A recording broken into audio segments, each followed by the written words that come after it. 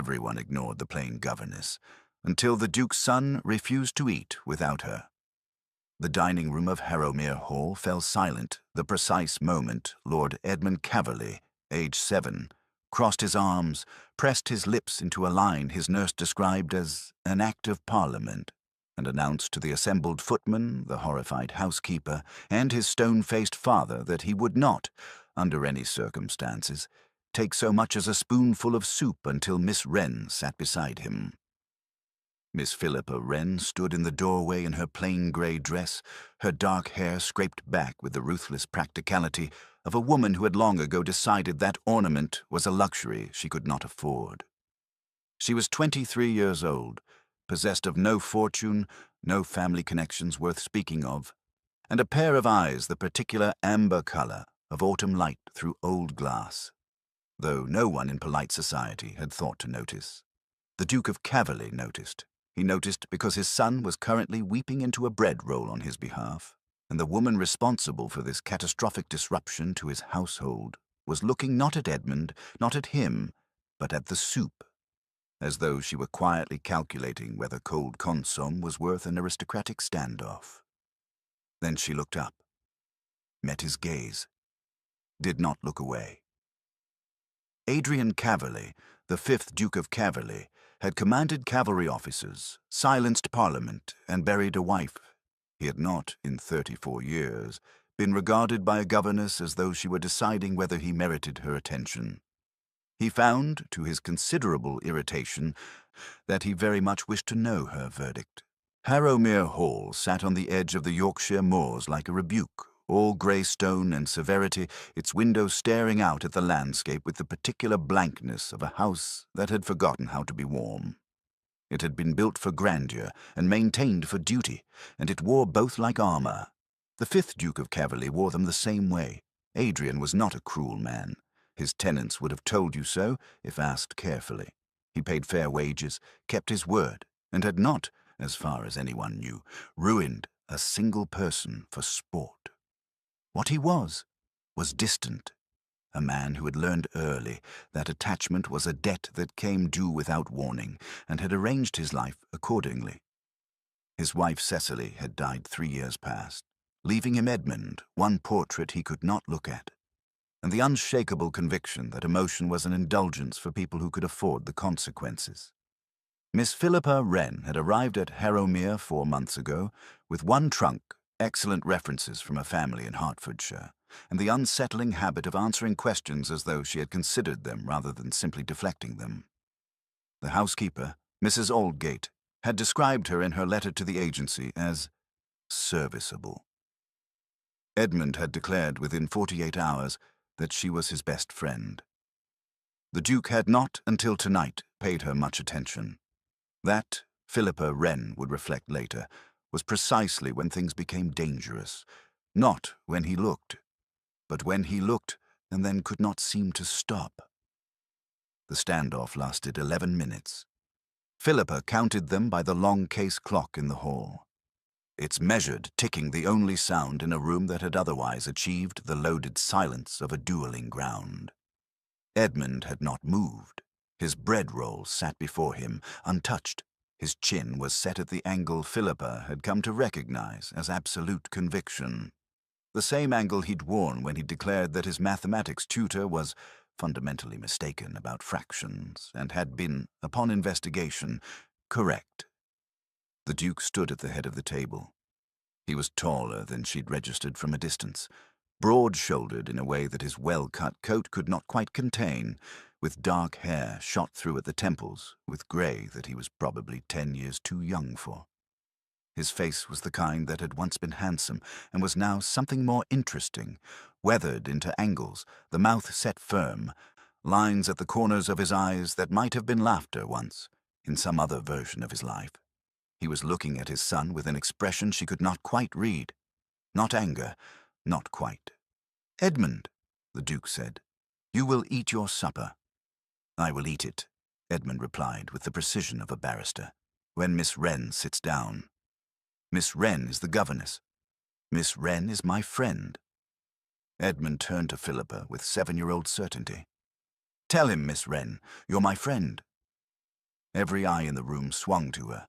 The two footmen, Mrs. Aldgate, rigid with propriety, and the Duke, whose gaze carried the weight of a man who was accustomed to the world arranging itself to his preferences. Philippa considered the soup. She considered the boy, whose lower lip was beginning its preliminary tremor. She considered, briefly, the security of her position and the references she could not afford to lose. Then she pulled out the chair beside Edmund and sat down. The silence that followed was of a different quality entirely. "Your Grace," she said, calmly unfolding her napkin, "the consomme is getting cold." Edmund beamed. He picked up his spoon. And Adrian Caverley, the 5th Duke of Caverley, stood at the head of his own table and discovered that he had, for the first time in recent memory, absolutely no idea what to do next. She expected to be dismissed before breakfast. She had, in her 8 years of governessing across 4 different households, developed an accurate sense of how long her tenure would last after a significant breach of protocol. The Hartley family in Bath, 3 days after she had corrected the mistress's French in front of company. The Featherstone household, a fortnight after she had told the eldest son, plainly, that he could not simply purchase his way through his Latin examination. The Caverley household, she estimated, would dismiss her before the kippers were served. Instead, at 7:30, a footman arrived at the nursery with a note. It read, "My study, 8 o'clock. See." Not a warm summons. But not, she noted, delivered via the housekeeper, which was the customary method for delivering departures.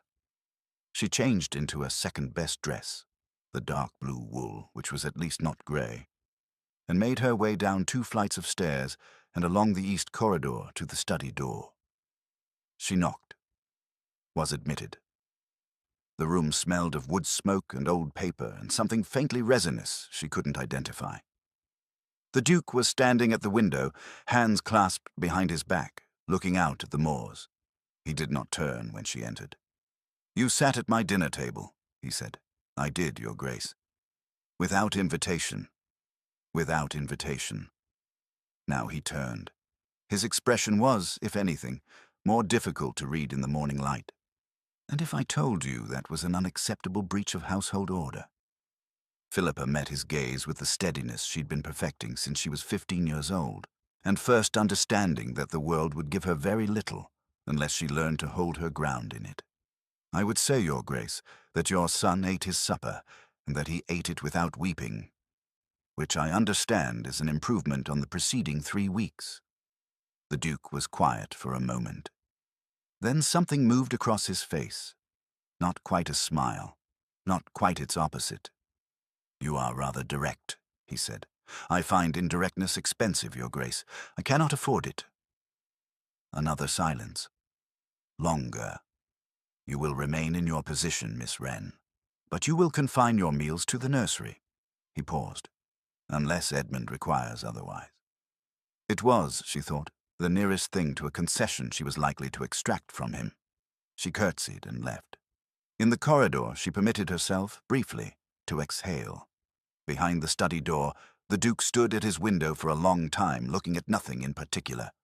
Harrowmere's library was Philippa's private paradise and her professional downfall. It occupied the entire south wing of the ground floor, 2 stories of books, a wrought-iron gallery with a winding stair, 3 fireplaces, and windows that looked out over the formal gardens. She had discovered it in her first week and had been visiting after Edmund was in bed ever since, with the housekeeper's tacit approval and the conviction that no one of consequence would ever find her there at 10 o'clock on a Wednesday night. She was wrong about the last part. She was 3/4 up the gallery stair, reaching for a volume of natural philosophy that had caught her eye the previous Tuesday, when the library door opened below and the Duke walked in. He was not dressed for company. His coat was off, his cravat loosened, his sleeves rolled to the elbow in a manner that was almost aggressively informal for a man of his rank. He carried a glass of brandy in one hand and looked, for the first time since Philippa had arrived at Harrowmere, like someone who was tired. He did not see her immediately.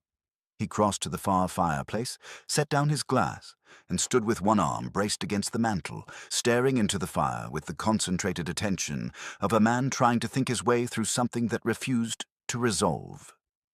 Philippa stayed very still on the gallery stair. The book was 2 inches from her fingertips. She did not reach for it. "You may as well come down, Miss Wren," the Duke said without turning. "I saw your candle when I opened the door." She came down. She stood at the bottom of the stair with her hands folded and her chin at its customary working angle, which was slightly higher than was strictly necessary. "I apologize for the intrusion, Your Grace. I was not aware you used the library at this hour." "I don't, as a rule." He finally looked at her. His gaze moved briefly to the gallery stair, to the natural philosophy shelf. "What were you reading?" "I hadn't reached it yet. Halley's astronomical papers, if you'll permit me to admit it without prejudice." Something shifted in the quality of his attention.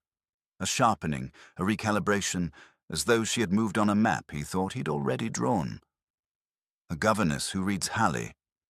A governess who reads everything she can get her hands on, Your Grace, given that reading is among the few pleasures her salary reliably permits." He was quiet for a moment. Then he said, "Sit down, Miss Wren." "I dislike craning." She sat. He did not dismiss her. They remained in their separate chairs by the dying fire for an hour, reading in silence. She, Halley; he, an estate ledger that clearly gave him no pleasure. And when she finally rose to leave, he said, without looking up, "You may use the library. After 9, the natural philosophy shelf is adequate but incomplete. I'll have the bookseller send what's missing." Philippa stood in the doorway for a moment. "Thank you, Your Grace." He turned a page. "Good night, Miss Wren." She did not sleep well that night. She was not entirely certain why. Mrs. Aldgate had managed Harrowmere Hall for 19 years, through one duchess's death, one duke's grief, one child's infancy, and 4 governesses. She was not a woman who speculated. She observed, catalogued, and drew conclusions.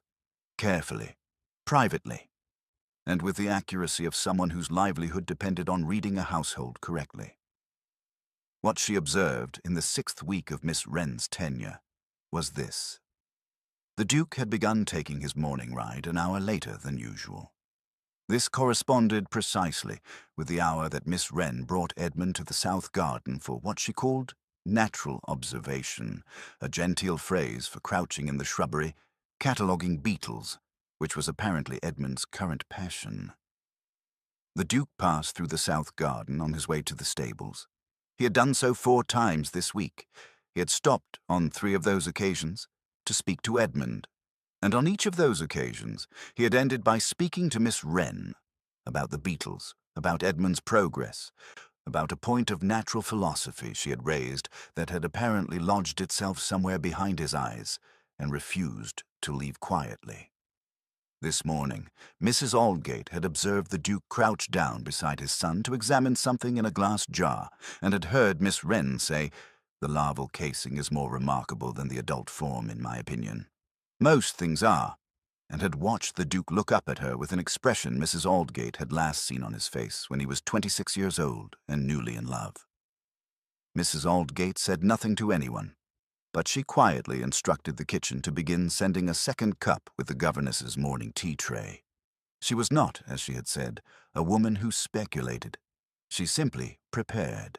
Upstairs, Philippa was attempting to explain metamorphosis to Edmund and studiously not thinking about the way the Duke had said most things are, quietly, almost to himself, as though her words had struck something he'd forgotten he possessed.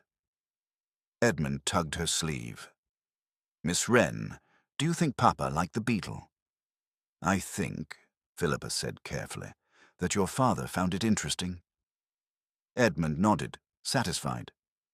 "He doesn't find things interesting usually," he said with the candor of the very young. "Not since Mama." Philippa set the jar down very precisely on the table and said nothing at all.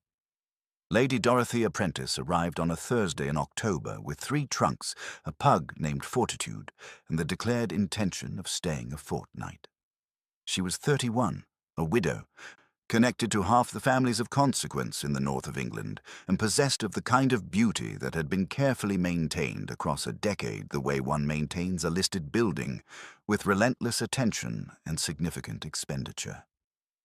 She was, Philippa gathered from the whispers of the household, the candidate.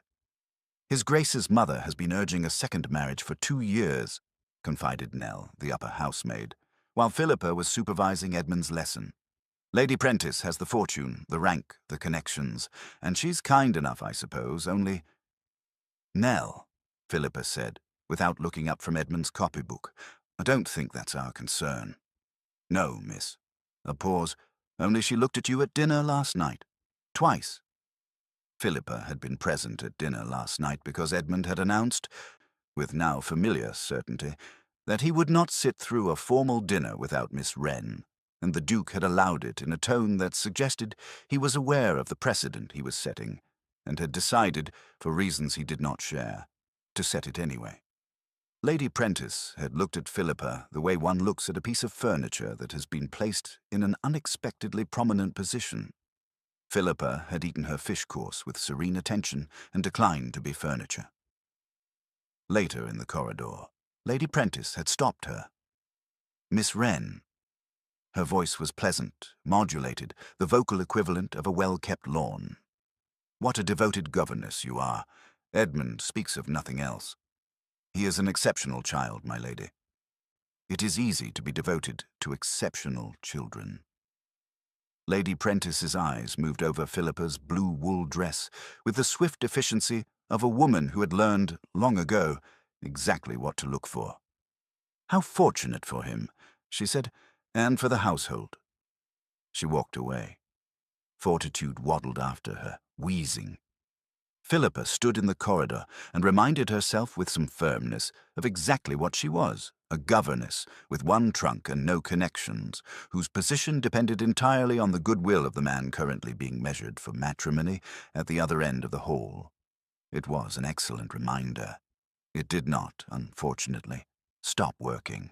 The storm came in from the moors on a Saturday night, driving rain against the windows with the force of a personal argument, and Edmund, who was afraid of thunder in the way that brave children are afraid of specific things, intensely and without apology, appeared in Philippa's doorway at 11:30 wrapped in a blanket and holding his stuffed hair. She was already awake. She had been awake for an hour, listening. "Come in," she said, and moved to make room, when Edmund installed himself against her side with the unself-conscious trust of a child who had decided months ago that she was a safe place. She read to him from a book of natural wonders, the formation of clouds, the science of lightning, until the thunder moved further east and his breathing deepened into sleep. She was setting him gently against the pillow when the door, which she had left ajar, swung fully open. The Duke stood in the doorway in his dressing gown, his hair disordered, a candle in his hand. He had clearly come to check on Edmund. He had clearly not expected to find his governess in her nightgown with her dark hair loose around her shoulders, pressing a blanket around his sleeping son with the tender efficiency of a woman who would burn the world down, quietly, for that child's comfort. They looked at each other across the candle-lit room. "He came to me," Philippa said, very quietly. "I hope I did not overstep." "No." Adrian's voice was low, roughened by sleep and something else. He crossed the room to look at Edmund, and for a moment they stood together at the bedside. This man who did not know how to be present, and this woman who had never been given room to matter. And the storm battered the windows and the candle threw their shadows tall on the wall. "He doesn't go to me," the Duke said, "when he's frightened." The statement carried its own weight. Philippa did not pretend it didn't. "He will," she said. "He needs only to learn that you won't—" She stopped. "That I won't what?" She looked at him, at the careful, exhausted armor of him. "That you won't disappear," she said, "the way people he has loved have disappeared." The Duke looked at his son for a long time. Then he said, "Good night, Miss Wren," and left. But at the door, he paused, just for a moment, as though the room behind him held something he was not ready to leave. The new books arrived from London on a Monday. Not just Halley, Herschel's Astronomical Observations, a volume of natural philosophy so new that the binding still cracked when she opened it. 2 works of natural history she had mentioned, once in passing, as things she'd read summaries of but never encountered in full. She had mentioned them once, 2 weeks ago. In the library, in a conversation that had occupied perhaps 12 minutes, while the Duke was ostensibly reading an estate ledger. He had been listening to every word.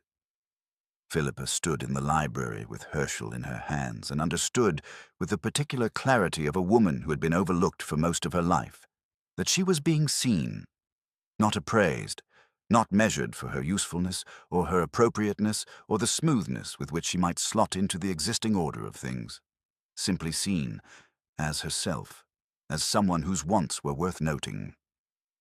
It was possibly the most dangerous thing that had ever happened to her. She brought the matter up that evening in the library, directly, because she could not afford not to be direct. "You sent to London for these," she said. "I mentioned them only once." The Duke was at the far fireplace. He looked up. His expression had the particular quality of a man who had been caught at something he'd thought was invisible and was deciding how to respond. "The library was incomplete," he said. "The natural philosophy shelf specifically." "Yes. These are not general additions to the shelf, Your Grace. These are the exact volumes I mentioned." A pause. He looked at her with the same steady frankness she had, apparently now earned from him. "I am aware of that, Miss Wren." She should have curtsied and thanked him and retreated to her chair. She should have been precisely what her position required of her. Instead, she said, "Why?" The firelight moved across his face. He was quiet for a moment that stretched long enough to hold several different answers in it before he chose one. "Because," he said at last, "you are the only person in this house who says what they mean, and it seemed worth—" He stopped her, began again. "The books are yours, Miss Wren. Do with them as you please." He returned to his ledger. She sat down with Herschel in her lap and read not a single word of it. Across the room, the Duke turned a page he had already read twice. Lady Prentice found her in the garden on a Tuesday morning. Edmund had been claimed by his mathematics tutor for the hour, and Philippa had come out to sketch the late-season roses for his natural history journal, a task that required a degree of concentration she was finding difficult to achieve, for reasons she was declining, with some resolution, to examine. Miss Wren. Lady Prentice settled beside her on the stone bench with the grace of a woman accustomed to occupying any space she chose. Her scent was expensive and faintly oppressive. "I wonder if I might speak to you plainly." "I find that preferable to the alternative, my lady." Lady Prentice looked out at the garden. "You are good for Edmund. I do not dispute it, and I think you are a woman of considerable intelligence." A pause. "Which is precisely why I expect you to understand what I'm about to say." Philippa set down her pencil. "The Duke has been—" Lady Prentice considered her words with the care of someone building an argument to last. "Distracted, since your arrival, in ways that are beginning to attract notice." She turned to look at Philippa directly. "I'm not saying this unkindly. I'm saying it because I believe you understand your situation and his and what the consequences of imprudence would be.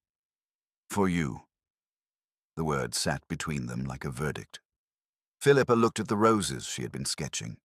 They were past their peak, blown open, petals beginning to loosen, beautiful precisely because they were almost done. "I appreciate the frankness, my lady," she said. "I assure you I have no illusions about my position." Lady Prentice nodded, satisfied. She rose. "I thought you a sensible woman. I'm glad to be confirmed." She paused. "For what it's worth, he's not unkind. He would make a manageable husband." She walked back toward the house. Philippa picked up her pencil. She looked at the sketch. She had, she noticed, been drawing the same rose over and over. Not the ones before her, but a half-remembered bloom from no garden she had ever visited. She closed the journal. She had no illusions about her position. This was absolutely true. What she had not told Lady Prentice, what she had barely admitted to herself, in the privacy of a sleepless night and the evidence of a shelf full of books chosen precisely for her, was that illusions and feelings were not the same thing, and feelings, once admitted, were considerably harder to dismiss. It was Edmund who broke it. Edmund, who had inherited from his father the ability to observe with complete accuracy, and from his mother, apparently, the inability to keep a significant truth to himself, announced at the dinner table, on a Thursday, in front of both his father and Lady Prentice, who was into her third week and showing no signs of departure, that Miss Wren was going to leave. The table went very quiet. "What?" said the Duke. "She told Mrs. Aldgate," Edmund said, with the calm certainty of a child who has confirmed his intelligence. "She asked about the coaching schedule. To Leeds. For after Christmas." Philippa sat very still. She had, in fact, spoken to Mrs. Aldgate. Quietly. A precaution. A practical woman's response to a situation that was becoming, with each library evening and each morning in the garden and each book chosen with her particular interests in mind, increasingly impractical. She met the Duke's eyes across the table. He looked as though the floor had moved. "Edmund," he said, "go with your nurse." Edmund went with the satisfied expression of someone who has detonated something and is content to let the debris settle. Lady Prentice rose with exquisite tact and murmured something about the drawing-room. The footman vanished, and Philippa sat alone at the long table with the Duke of Caverley, and the wreckage of her careful practicality spread out between them. "You are leaving," he said. "I had considered it as a sensible precaution." "A precaution against what?" She looked at him steadily. She had, she decided, sat in enough drawing-rooms being prudent. She had been small enough, careful enough, quiet enough, for long enough. "Against caring for things I cannot keep," she said. "Your Grace." The silence that followed was of a different quality from every other silence she had spent in that house. It had weight and direction. It held its breath.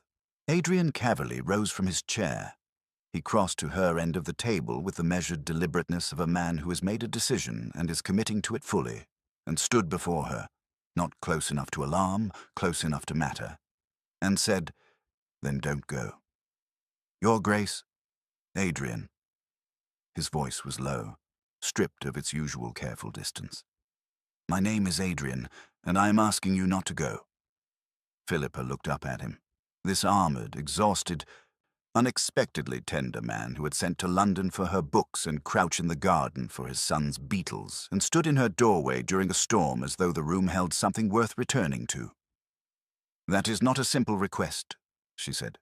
"No," he agreed, "it is not." He did not ask her that night. He was, whatever else he was, a man who understood that the asking of a particular question required the dismantling of a particular kind of armour, and that could not be done in a single evening. What happened instead was this. Lady Prentice departed the following Monday, with grace and without apparent rancour, and left behind a note for Philippa that said simply, "He never looked at me the way he looks at you. I prefer to be looked at correctly." D.P. Edmund, informed that Miss Wren was staying, organized a formal celebration involving the beetle collection and a significant quantity of treacle toffee, which Mrs. Aldgate permitted with the air of a woman who had seen this coming for some time. The Duke began taking his dinner regularly at the family table, and on a Wednesday evening in November, in the library, with the fire low and Herschel open on Philippa's lap, and an estate report closed and forgotten on the Duke's, Adrian's. He looked up from whatever thought he'd been following and said, "I should like you to stay. Not as a governess." A pause. "That is an insufficient question, and I intend to ask a better one, but I find I cannot—" He stopped, began again. "I am not good at this. I was better at it once, and then I stopped practicing.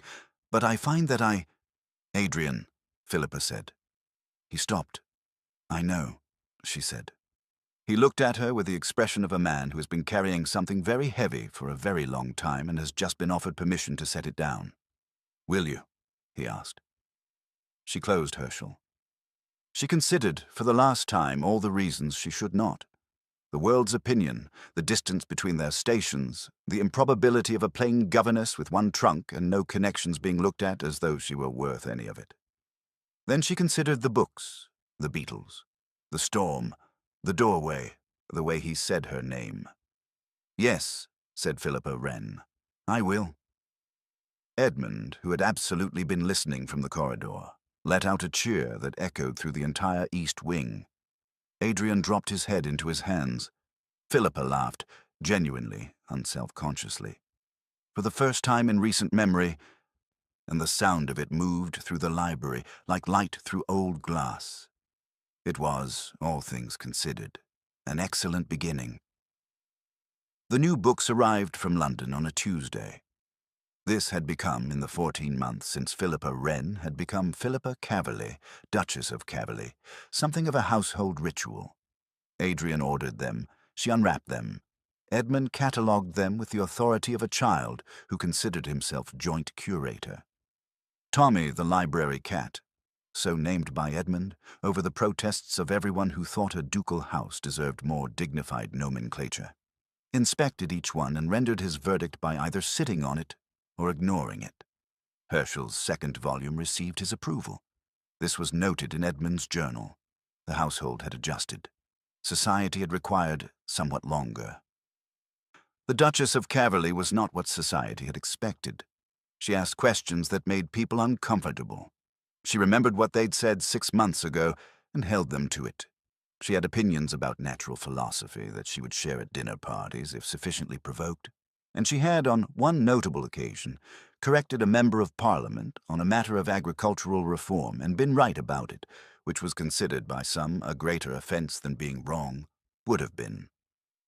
She also sat at the family table every night and read in the library on Wednesday evenings, and appeared, at every occasion where she was present, to be precisely what she was, a woman who had never learned the art of making herself smaller, and had found, improbably, completely, a man who was glad of it. Adrian watched her across the library now. Head bent over a letter from the Natural History Society she had somehow become corresponding secretary of, and thought, as he thought most evenings, with the warm and slightly startled quality of a man still adjusting to having what he wants, that Edmund had been right. Edmund was often right. "You're staring," Philippa said without looking up. "I am," he agreed. "It's distracting." "I know." She looked up. They looked at each other across the firelit room. This man who had learned, slowly and not without difficulty, that love was not a debt but a choice, and this woman who had spent most of her life being overlooked and had discovered, rather late and to her lasting astonishment, that being seen was not as terrifying as she had feared.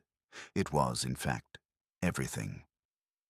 If this story reached to you, if you have ever been seen by a child before the grown world thought to look, or if you have ever been the one who arranged their life around loss and forgot, quietly, that warmth was still an option, leave a word below.